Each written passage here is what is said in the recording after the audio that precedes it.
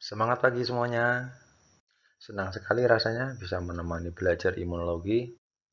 Dan kali ini kita membahas respon tanggap kebal terhadap cendawan. Nah, cendawan yang menginfeksi manusia dan hewan itu ada dua kategori, yaitu kamir, yaitu cendawan yang uniseluler, dan juga kapang. Nah, kapang ini yang multiseluler. Keduanya bersifat mikroskopis. Nah, untuk membedakan keduanya tentu kalau kapang dia memiliki struktur hifa karena dia multiseluler. Nah, tentu ini sudah dibahas di mikrobiologi ya di bagian mikologinya, dan kita di sini akan membahas tentang respon imun terhadap cendawan. Nah, sebelum melaju lebih jauh, yang belum subscribe saya ingatkan untuk subscribe, dan nanti setelah nonton videonya di like, jangan lupa. Nah, secara umum infeksi cendawan disebut mikosis. Kemudian bentuk dari infeksi cendawan ada 3 bentuk. Yang pertama adalah bentuk infeksi di permukaan tubuh. Ini biasa disebut dermatofitosis ya, kalau contohnya itu ringworm. Dan kemudian ada infeksi primer oleh cendawan dimorfik.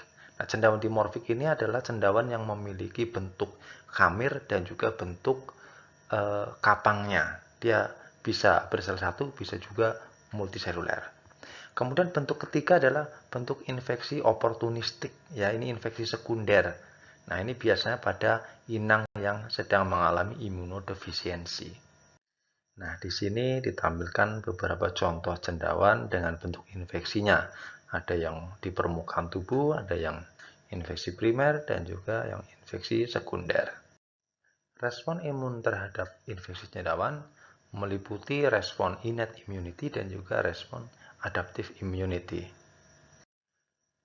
Berdasarkan urutan efektivitasnya atau yang paling penting, itu adalah yang pertama adalah innate immunity-nya.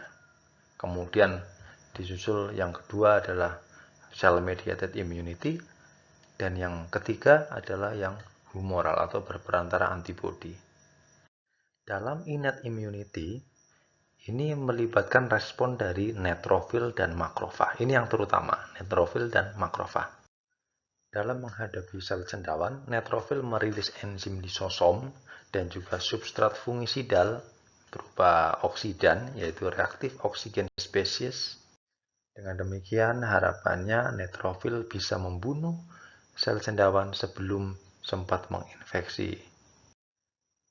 Sedangkan peran dari makrofag ini adalah melakukan fagositosis, mengingesti bagian ataupun sel cendawan.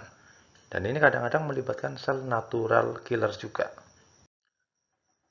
Pada invasi cendawan seperti Candida dan Aspergillus, ini melibatkan aktivasi alternate complement pathway yang kemudian memanggil neutrofil.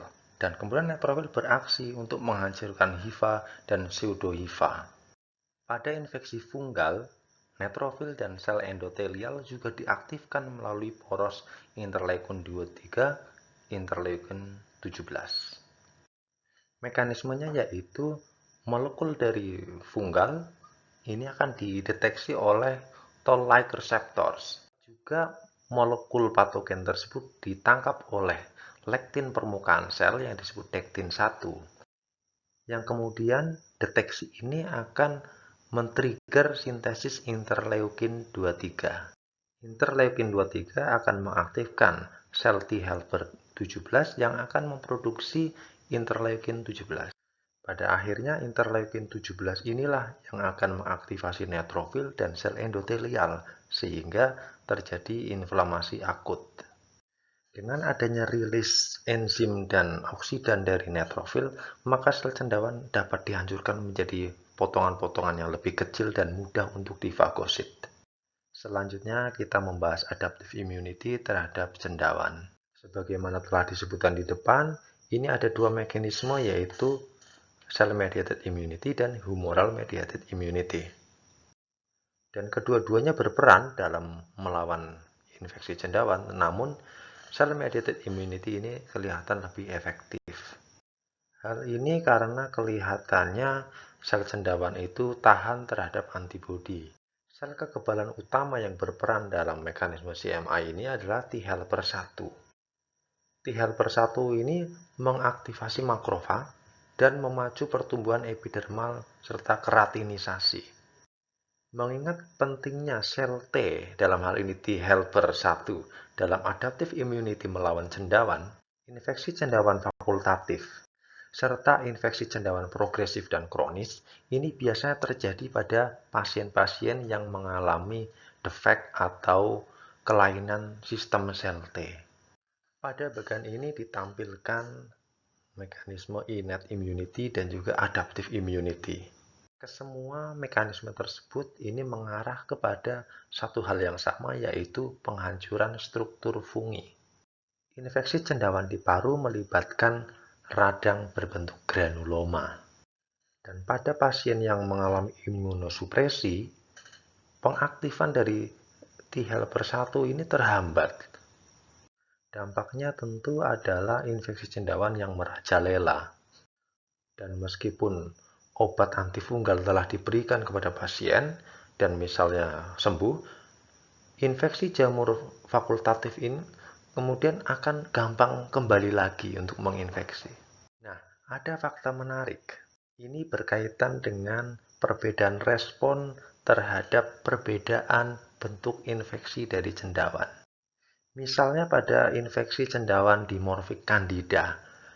Pada Candida yang berbentuk kapang atau memiliki hifa, ini akan mengenerate T helper 17. Berbeda halnya ketika Candida berwujud kamir, satu sel, maka dia akan mendorong dari produksi interleukin 12 dan juga respon dari T helper 1. Perbedaan ini mungkin berkaitan dengan perbedaan lokasi infeksi juga dari masing-masing bentuk Candida ini.